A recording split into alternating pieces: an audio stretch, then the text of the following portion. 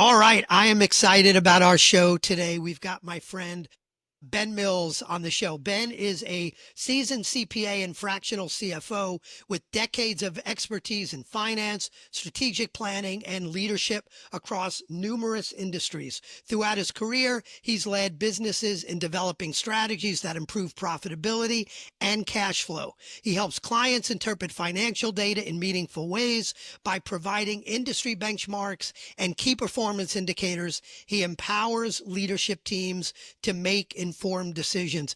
Ben and I know each other for probably about 15 years now. He knows me from way back when I think I was still trying to figure out how to pay the mortgage with the little I was making in coaching back then. But Ben, welcome to the show. Thank you. Thank you for having me. Yes, it has been a number of years. Absolutely. Absolutely. We go from breakfast at the Willow and Whisk to being on having you on the podcast. So we're going to talk about kind of all things finance and CFOs today. That's something I don't have a lot of episodes on, so I'm really excited to dig into the financial aspect of leadership teams. But Ben, we're going to start with the same question I always start with. From all of your experience, what do you believe is the one most important characteristic of a great leadership team? I think if I were to boil it down to one of the characteristics, I think it would start with just being an effective communicator, and that's in all forms of communication, whether it's email, verbal, and communication takes a lot of different things. It's not verbal, me just telling or someone just telling you what to do. It's being a good listener.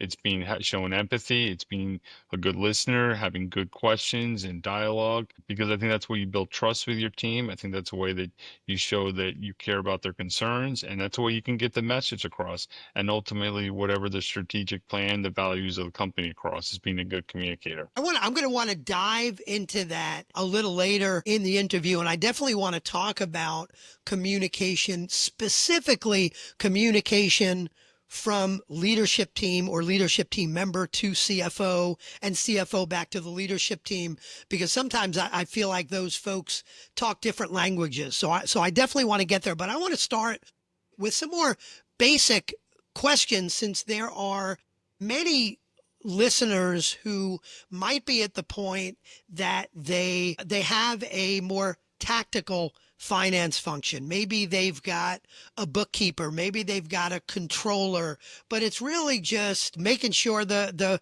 financials close at the end of the month and ready for taxes and that stuff. There's not a lot of strategy going on. When in kind of the growth cycle of a company, when does it make sense for a company to start thinking about, hey, we're in need of a more strategic finance function versus just a tactical one?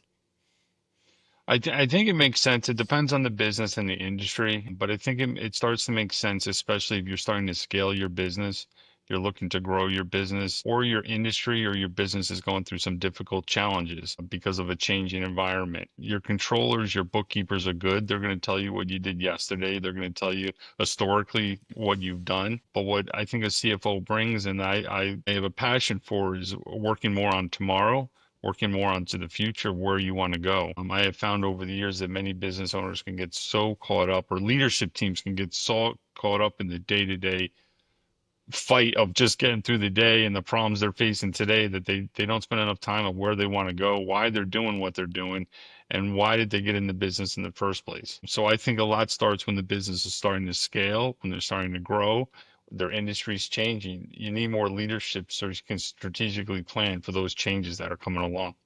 I love that distinction of a bookkeeper, a controller is more about yesterday, and a more strategic finance function, a strategic CFO is more about tomorrow. I think that's a really good distinction. And so when it comes to a CFO thinking about tomorrow, like what is the role of a CFO in doing that versus a CEO? I think I think a role of the CFO is doing a lot more of internal stuff, bringing the different departments together and aligning them with where the company is going. Whereas the CEO or the executives and the senior leadership, whether it be the board or the CEO, are fundamentally shaping the overall direction. I think a lot of what the CFO does is bring all the different areas of the company together to make sure we're going in the same direction and try to assist the leadership team in aligning all the different operations in one direction. And I would imagine, in addition to that, making sure that the future plans could all get paid for, that there's Well, enough. exactly. I mean, Yeah. that it boils down to the money side of it, and I think CFOs often get a misnomered image of always saying no to everything if it costs money. And I don't think that's the case. I think what people don't understand a lot with CFOs is they're trying to balance all the different areas, the balls that they're juggling at the same time. And obviously, at the end of the day, finances play a big role in that, in anything that you're doing. But I don't think it always just comes down to finances. There's other things that play into it, where you're going with the company, what's their strategic plan.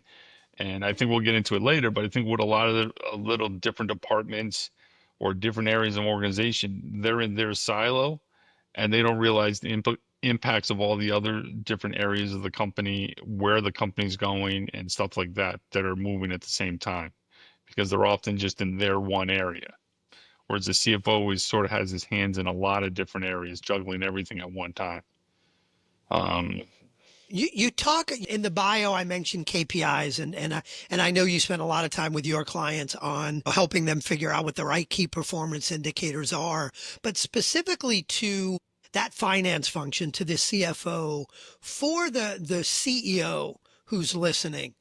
How should a CEO measure the success of their CFO or of their finance function? Because, and I'll preface it with, very often when I work with leadership teams and I go through each function of the business, sales, marketing, finance, HR, and I say, what are the measures of success, which is another way to say key performance indicators, right, KPIs, right, for, very often quickly they say, oh, for finance, it's net profit. And it's like, really? Like, finance is responsible for reporting on net profit.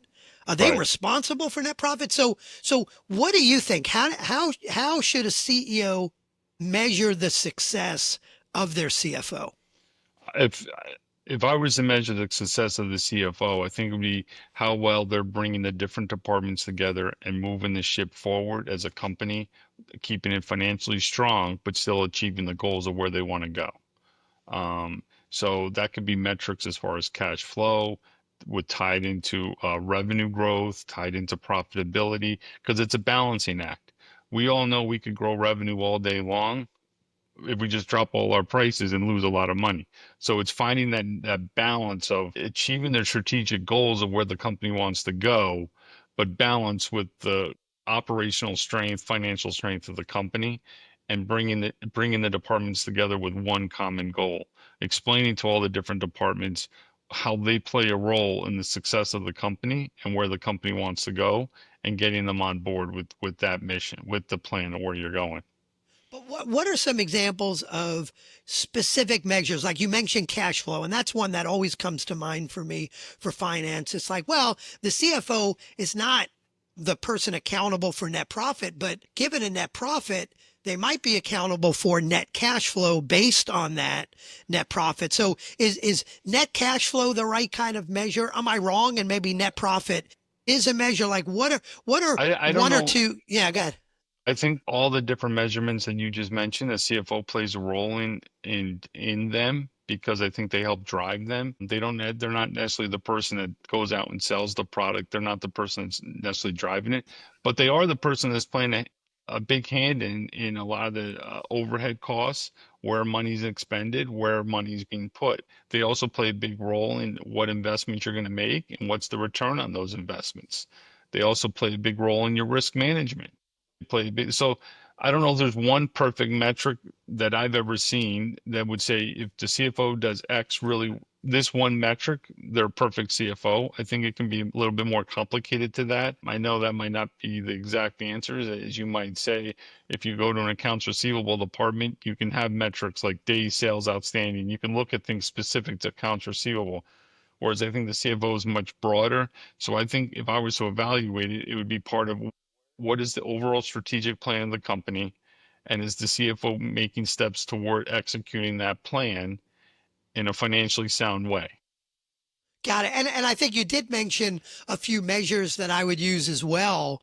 And I think we're aligned on that, whereas some measure around the management of cost, right? And no, Right. they're not responsible for every line item of cost, but I Right. would imagine a strategic CFO, even a great controller to some degree, should have some accountability for managing those costs and Sure. trying to hope for costs, ROI, cash flow, things like Right. that. Right. Those sound like the right kinds of measures.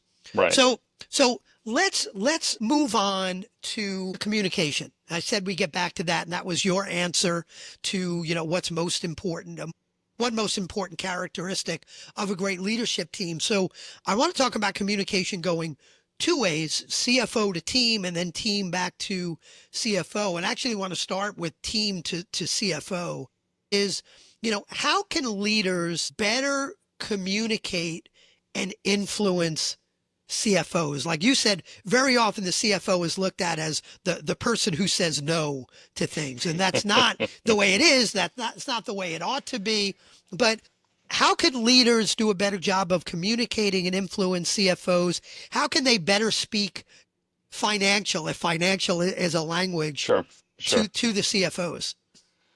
Well, I think the first thing, and I've been in many of these meetings, is the first thing I would tell people is get to know who your CFO is. And what I mean by that is not just a finance guy that can calculate net profit. If you're a marketing department, if you're an IT department, if you're the HR department, get an idea of how well your CFO knows your area as far as does he know a lot about social media? Does he know a lot about marketing? Does he know a lot about IT and AI and all these things? And then craft how you present things to him with that in mind, that context in mind. I've been at meetings where people are coming wanting to spend a lot of marketing dollars in different areas, and honestly, I have no idea what they're talking about because they're using anachronisms, they're using, things that I don't know the phrases or the methods they're talking about, or even in the IT world. So I think it first starts with understanding the CFO and where they come from and how much they understand of your area. And then the next thing I always recommend is tie what you want to do to the plan of the company, the strategic plan of the company. So where is the company going? Are you in a growth stage? Are you looking to break into new markets? Are you looking to change how you go to customers? You're changing and then tailor what you want to do to that. And I'm taking this from a marketing perspective. If you're a marketing department and you're looking to expand revenue, change your customer base, I think when you go to the CFO, it's not just say we need to spend more money on social media. We need to spend more, explain to the CFO what social media platforms, why you think they're good, why you think your customers are there, or your end users, or whoever you're trying to reach are there, and back it up and explain it to them. I think it's a much more powerful thing than just saying we need, $500,000 to put ads on Facebook. I think if you explain why Facebook makes sense, or any social media platform, but why it makes sense, I think you're communicating at a much more equal level that the CFO would understand. And Ben, when you say communicating why it makes sense or backing it up, does that equal, come with what you think the ROI is? Like I need to spend $500,000, on, a new CRM package or, whatever it is. And here's the return on investment I think I'll get. Like, do you come to the CFO with that, or is it the CFO's job to help build that along with you? I think I would come with that to the best that you can because it would show the CFO that there's been a lot more thought and thinking into the plan that you've developed. I also recognize that, marketing is not a perfect science either, but at least it shows that there's a lot more thought to it and rationale behind why you're making the decisions you're making on what that return would be. It would be the same with IT. If you're looking to spend more money on software, that's one of the biggest challenges CFOs face today. Investing in AI is quite expensive. Is trying to figure out what the return on that investment is going to be in 2 years, 3 years, 5 years, because they're managing cash flow today, and it's a big unknown right now. It's a wild west with a lot of this stuff on where it can go. So it's a challenge that a lot of CFOs are facing, especially with the technology side. We know we need to go in that direction. We just it's a learning curve for everybody. So it's a double-edged sword. But I would go to them with, how does it align with your business plan, the strategic direction of what the company wants to do, and what are the costs and the return on that investment that you're hoping to see when we make it? Way back when, late 80s, early 90s, when I was a management consultant, if you, and I'm going to use software as an example because you just used it and it's a good one for where I'm about to go, is I worked with companies that were spending, tens of millions of dollars on software. And I worked with all Fortune 500s back Sure. then. And, if they had an ROI that said, here's the ROI and we're going to make our money back in 8 years, it was like, okay, let's go do it. 8-year ROI. That sounds good.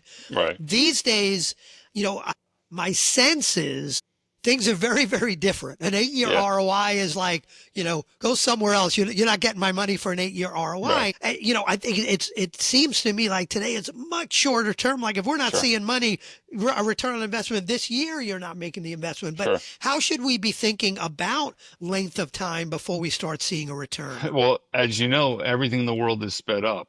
Back in the 80s and 90s, it would be, Mike, I'm going to mail you the documents. If you can look at them in 2 weeks, let me know what you think. Now it's, Mike, I emailed it to you at 9:05. It's 9:10. Have you read them? The world is sped up dramatically across the board on everything that we're doing. So I think the return is much shorter. I think it's now a 6 to 12 month, 24-month return that people are looking at. And it's everything is just moving a lot faster. And in the technology world, AI today will be old stuff in a month from now. So it's a constant struggle that everybody is facing, and CFOs in every industry are facing the same challenges. It's So not new.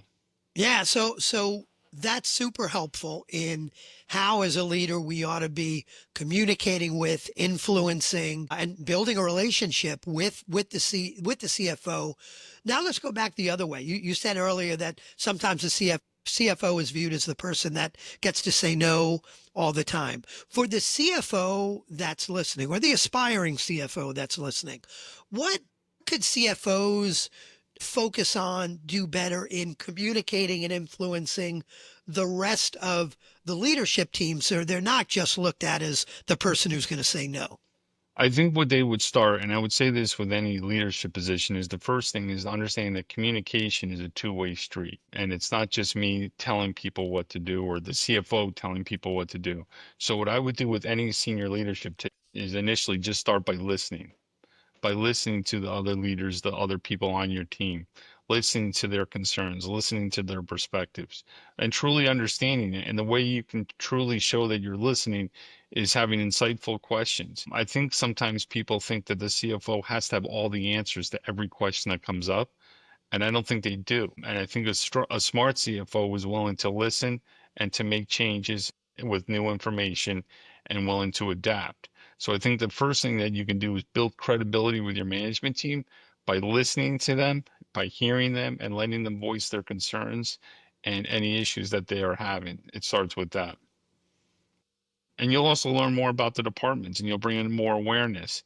And I think people feel more validated that they're being listened to, and it becomes easier to bring them onto the same page as far as the strategic direction of the company. I have found that leaders that just walk in and bark out orders and demand things, in my experience, aren't usually that effective, and they're much better if they listen to what's going on. Related to that, one of the things I've found in more small and mid-market companies, and I imagine it exists in the larger ones too, I just don't spend a lot of time there these days, but the level of financial competence on the leadership team, with the CFO hopefully being the exception to this, but the level of financial competence is not necessarily there.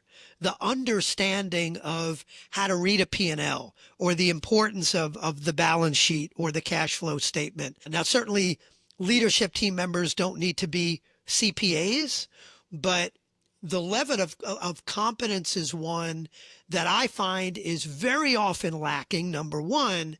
And number two, lacking in a way that folks are uncomfortable even asking the questions because they feel like they should know. They feel like they should know exactly how the gross margin is calculated, or they feel like they should know more about cash flow or the balance sheet. So, what is a what is a CFO's responsibility in making sure that the leadership team members, and it probably goes beyond just leadership team, but let's focus on the leadership team.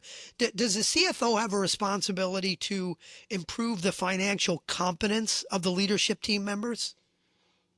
In my opinion, from my experience, I think they do, or I think they have a responsibility to do that. I'm not saying you have to bring them to the level where the CEO now is a CPA and take the exam, but I have found that it's important that the CEO and the senior leadership team understands the parameters and the basic financial statement model. And I've spent a lot of time in a lot of different size companies, sometimes explaining how cash flow works, how gross margin works, how revenue is good, but if you have to wait 300 days to get paid, you have a problem. And the power of the cash flow. So I think it's an important role to be an effective CFO that you're explaining that to the different leadership members of your team so they understand it a lot more. And I run across this a lot, especially with a lot of big family-owned businesses, that I find that the owners and the CEO, they're very good at what they do, whether it's a service or the product they deliver, but they don't have a lot of finance background. And that's okay because they recognize that they don't have it. And their first step is to hire a professional that can do that. And I think that's being a good, effective CEO is when you don't have strength in a certain area, you bring in professionals in that area to help you. And an analogy I always make is would the CEO build his own website? Well, he doesn't know how to build a website. So what does he do? He hires a web designer. Well, if he doesn't understand the finances, they hire a CFO to help them with the strategic planning part of the business. An effective leader understands what they can do well and they can't do well, and they fill in the holes with professionals that are good at that. Yeah, I can remember years ago, I was introduced. There's a book, and I wish I remember the author's name. It's called The Accounting Game Lessons from a Lemonade Stand. And it's written like a children's book, Right, but it teaches, it teaches all about accounting and P&L and L and balance sheet and different, a different, why is it the two different accounting methods? And it's slipping my mind. right, accrual and cash. Yeah, accrual and cash. And it teaches it by, kids at a lemonade stand. And I found that so helpful because again, what I found is a lot of members of a leadership team are afraid to ask the question because they Right, think they ought to know it. right, And they don't, and it's okay. So I think your point's a good one, that it should be the responsibility to some degree of the CFO. And I would say as a CFO, be proactive. Don't wait right, until you realize, oh my God, these people have no clue how to read the P&L, or right, they have no idea the importance of managing SG&A and how it right, impacts cash flow and, what a cash conversion cycle is. Don't wait until they ask the question. Be proactive. And I would say off at that, teach it to me like I'm a 10-year-old right. and don't assume a lot of knowledge. No, and I think the better informed or the better you help the leadership team, they'll better understand your decisions and your role as the CFO when you're making them, because they'll have a better idea of scaling the business, of cash flow, of the importance of getting paid quicker, because they'll have a much better understanding. And being proactive is spot on. I agree. Don't wait till they ask you the question. Sometimes I just go right into it and explain it. And you can read on their faces if you're an effective communicator that they appreciate it, they don't fully understand it, that it's a helpful conversation. Yeah, and at worst they say, Ben, I've got this. I understand it. The way you Right, calculate gross margin is, and you go, great, just that's good. right, But right, don't assume that. right, right. I mean, I've worked with clients in the construction area that they didn't understand how to price out their jobs that well because they knew their materials were X dollars and they knew they were going to have to pay some labor costs, but they didn't realize why they would be losing so much money. And I had to walk them through how they have to have a gross profit of a certain percentage to cover their overhead. And if revenue goes up, overhead should not necessarily go up at the same rate. And it's explaining the math to them. It's key. It's key for the business. And you can't assume people understand everything. Just like if an IT person came to me and started speaking about the how AI works and coding, I wouldn't know that stuff. So CFO shouldn't always assume everybody's on the same playing field with KPIs and how they're driven and stuff like that. The the question of financial competence leads me down the road to something I want to get into because it's a conversation that happens very often when I start working with a CEO and the leadership team. And that's the question around financial transparency. Right. There are some organizations, especially more closely held types of organizations, family businesses, that, man, I'm lucky if they share revenue with their leadership team, let alone the rest. We share if we're up 10%, but we're not going to share revenue, let alone sharing net profit. Man, if people knew what our net profit was, everyone's going to ask for a raise. Right. And so what are your thoughts? And of course, there's no one right answer, I would think, to share everything with everybody versus share nothing because they're going to share it with other people. They don't understand how to use it anyway. What are your thoughts? What's your philosophy on the level of financial transparency? What should be shared with the leadership team? And then if you have a thought on what should be shared cascading down through an organization. Well, I'd first say I would agree with your initial concept that I don't know if there's a right answer per se, that you have to do it this way. This is the only way to do it. It's the right answer. So I say this with, every situation can be slightly different. But my opinion is if you have a core leadership team that's driving your business, your key players, your key people in different areas of the business, I would share financial information with them. I would share with them because that will help them buy into it. Otherwise, they're just chasing a black hole of I have no idea what's going on. Otherwise, they won't really fully understand the importance of cash flow, of how if they don't collect the money quicker, how it impacts the rest of the company. It's harder to get a buy-in of your team if they're chasing an unknown, if they really don't know what the overall goal is and where they want to be and how they're doing, and how their decisions impact the bottom line. If I have to make decisions on the profitability of a company and I'm a leadership person in a sales role or something, and I have no idea how it's going to impact the company, how it's going to impact our cash, how it's hard to get them to move. It's hard to get their buy-in. I was at a client the other day that cash flow was tight. Customers pay on 200-day terms, 300-day terms.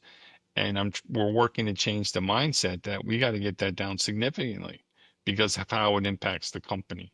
And it's about educating them and being a little bit more transparent. So my feeling is, I don't know if you have to identify every little expense down to the nickels and dimes, but at the very least, I would show some of the profitability and show how the company is doing. And when you say profitability, so and I'm going to take an extreme, which and by extreme, I'll use the example of a family business. And in Right. a family business, it's closely held. You've got unless they're getting ready for sale and they've cleaned up their financials, there's a whole lot of stuff that maybe expensed into the business that wouldn't normally be expensed into Sure. the business Sure. in a regular in a non-family business. So when you've got a family business like that says, well, I don't want to share profitability because it's inaccurate or because, and the thing I hear a lot is because if people knew how much money we were making, they'd want to raise, and it's nobody's business how much money I'm putting in my pocket. How do you respond to that kind of pushback on it? Well, when we say family business, the family business takes on a lot of different terms. I've seen family businesses that could be two or three family members running the whole business, to where I've seen family businesses that could be 70% family in every role throughout the business between cousins, nieces, nephews. So that plays a role into it. But I've also seen where you can build financial metrics that don't really include the family type expenses or other expenses that you could debate them. They're more based on the gross profit of the business. So your sales guys are more just focused on the gross profit and what's the pure gross profit of the business and attaining certain parameters. If you have a fear that people are going to say, wow, you made a lot of money, I want to get paid a lot more, I want to get paid a lot more, I wouldn't use that as a reason not to share with your core leadership team the numbers, because if they're key people that are helping you really drive and be successful in the business, you're probably compensating them accordingly and you're probably giving them what they're looking for. And I think in the long run, you'll make more money if they're part of the direction of the company and they have more buy-in. I think in the long run, you'll do better and the company will be more successful. But to your original point, I don't know if there's a right answer, but I think I have seen where companies will build the metrics, whether it be a contribution margin, whether it be a gross profit margin, there's a calculation that show that they're compensated on or they're evaluated on. Because yes, you don't want to get into office expense and hey, that's not a, you don't, you're focused on the wrong stuff if you go down that road. But you want to be able to your point, you want to be able to give them enough, especially on the leadership team. You want to be able to give them enough that they can think strategically about the business. Exactly. And And if the they can, head, yep, go ahead. exactly. And they can see where you want to go and and they can see their role and how they're contributing to it. And if they don't see that, I think it's very hard to get their buy-in because then they're just chasing a black hole of, I don't know really how I'm performing. I don't really know how my decisions are impacting the bottom line. I don't even know what the bottom line is. I don't even know if I extend terms to a customer, if that makes sense, because I don't know what that means on cash flow. Um, I like to tell a lot of people what a lot of CFOs do is help bring financial clarity so you can make better decisions. I've had clients that will still sell product to a customer. They might lose money on the sale, but at least they know they're losing the money, but they're doing it for other reasons. And it's more of a business decision, but it's bringing financial clarity so they have an understanding when they make these business decisions. And it's not just your gut. It's not just, oh, I think I make money here or I think I do well here. It's bringing financial clarity so they can make more informed decisions. Yeah, and to tie kind of the last two things we talked about together, with financial clarity comes a responsibility to be financially competent and at least understand those numbers and how Yes. you can impact those numbers. And in fact, one of the pushbacks that I always have for the CEOs that say, well, if people knew what our profit was, they're all going to ask for more money.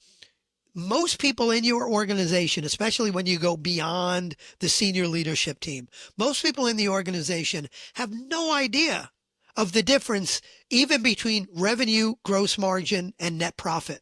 They've Right. never learned that stuff. Right. Right. So they actually believe that if the company is bringing in $30 million in revenue, then the owners are probably putting $20 million in their pocket. If not more. Right. Yeah, if not more, having no idea that if a company is profit, 10%, and that's not even really cash flow because they may be Right. investing back in the business, they probably think you're pocketing more money. In my experience is when people see what that net profit really is, they say, oh shit, I thought it was a lot more than that. Exactly. Exactly. Or it's a loss. Or it's, I mean, I teach at a university up by me and I was teaching accounting to non-accountants. It's a required course. And I explained to the business students, whatever field you go in, whether you start your own coffee shop to whether you become a divisional head for a Fortune 500 company, having a basic understanding of an income statement, a balance sheet, and a cash flow will help you in your career. And while I was teaching that class, I was teaching the same concepts to a owner of a business that runs tens of millions of dollars worth of business. I was teaching the same concepts. And I joked with him at the end of the semester, I was going to give him the test that I gave the students in my class on cash versus accrual and a balance sheet and income statement, that I was going to give them the same test. But you're absolutely correct. It starts with financial literacy. But CFO, I mean, I've done it before. I'll work with people in the accounts receivable department that are in charge of collections. And I walk them through the importance of the cash flow, that if we can take someone that pays in 60 days and reduce it to 45 days, I walk them through on what that means to the company as far as having to borrow the money or find another way to generate the cash to fund those 45 days. And I try to do it at a level that they would understand in the accounts receivable department. And that's being transparent to them, but it's not necessarily giving them all the financial information, but it's showing them how their piece in the organization plays a role in the success of the overall business and how they can play a role in that. And I think by listening to them, and it's interesting, the people I was with yesterday, and I go back to being an effective leader is listening. I was working with people in their accounts receivable department about how we can speed up collections, how we can speed up invoicing. And I said to them, I want to hear from you. You've been doing this job for 15 years. What do you think we could do better? I mean, I can walk in there and I can say, do X, Y, and Z. Or I can say, what do you think we can do? You've been doing this job for a decade now. Where do you see there's problems? Where, and just listen to them. And you maybe you can do some of them, maybe you can't, but they feel empowered. And then they start caring more. And they so when you do make changes, they feel they were part of those changes. They were part of the what's going on. And I believe you'll have much more of a success of implementing the change with follow through because these a lot of the changes you're coming up with are theirs are they're telling you that if we did this, we did that, and we it would speed stuff up. You know what I mean? As opposed to me just saying, and I might say the same things, but letting them come up with it on their own is so much more powerful than me just saying, do this, because then it's just another person barking out orders and they're just going through the tasks. Yeah, now Um, they own it and they right, feel like they're having impact because they right. are. So that's And now they beautiful. also understand how that plays a role in the success of the company overall, and it brings more to what their job is about. And much more, and they're much more willing to come up with the next idea and the next Yes. idea. So that's great. Yes. And that's why I always say it starts with listening. Yeah.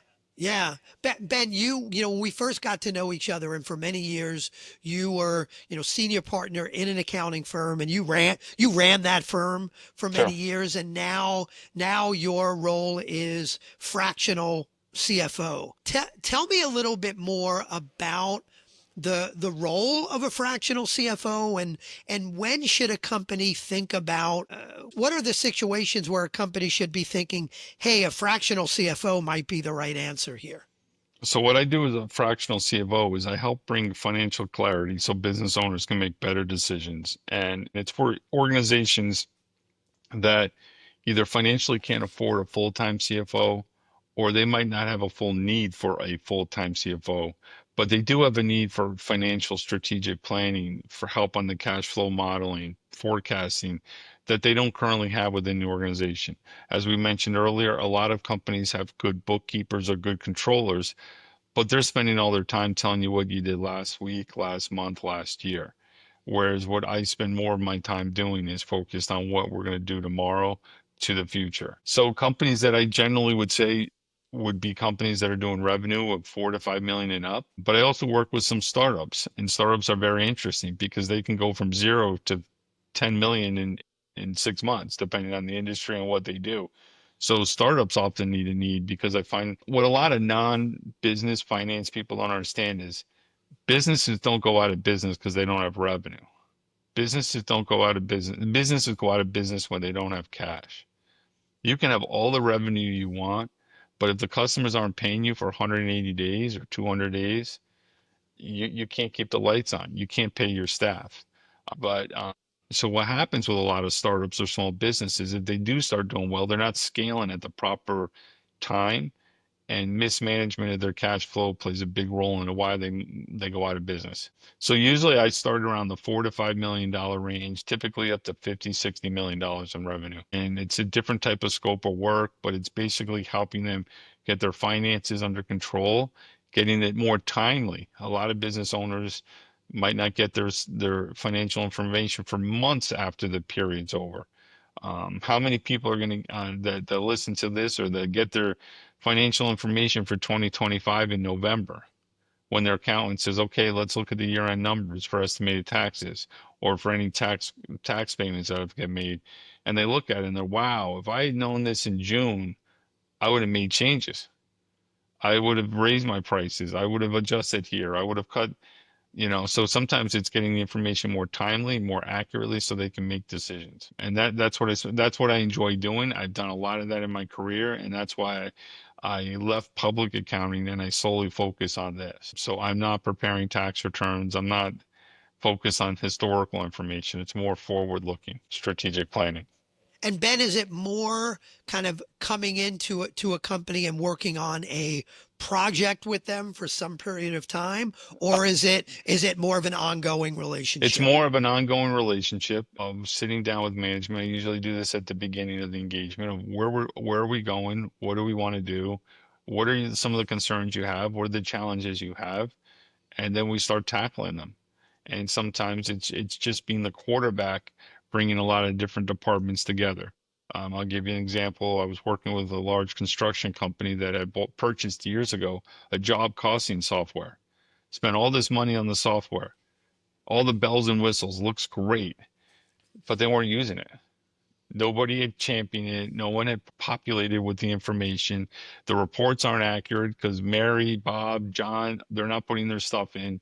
So it was never being used. And the owner and management was getting frustrated because they didn't know if they were making money on jobs. So that was a project I worked on all summer, or all winter, I should say. It was just being the quarterback, pulling all the leadership team together and getting it implemented so it's up and running when they get busy in the spring. And now everything goes through that. All their billing, everything goes through that now. And they're realizing that jobs can't get missed now because people can't get dispatched onto a job unless it goes through this system. So billing can't get missed. Before, jobs could get done and people wouldn't even know if a bill went out. And now it can't get missed because everything's going through this one system. So it's a lot of different roles, but typically they're ongoing roles, and it could be anywhere from a day a month, a couple of days a month, various meetings with management, trying to keep them structured and online to the task of where they want to go. And Ben, if people are interested, want to find out more about you, more about the services you provide, where should people go? So my firm's name is Cardigan Consulting LLC. You can look at my website, Cardigan Consulting LLC, or you can give me a call. The number's 845-863-6177. And I'm also can be found on LinkedIn and different social media platforms.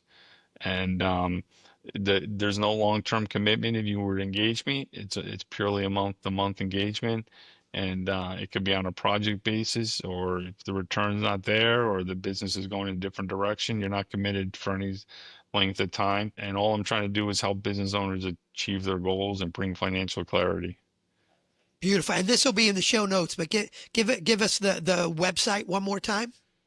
Cardigan Consulting LLC. Beautiful, beautiful. Ben, this was great. I always say if you want a great company, you need a great leadership team. Ben, thanks for helping us get there Well, thanks today. so much, Mike. I enjoyed being here, and I can't believe it's been 15 years. How I fast know. it goes by since I first met you. But it's great to see how things are going. And thanks for having me on. No, thank you.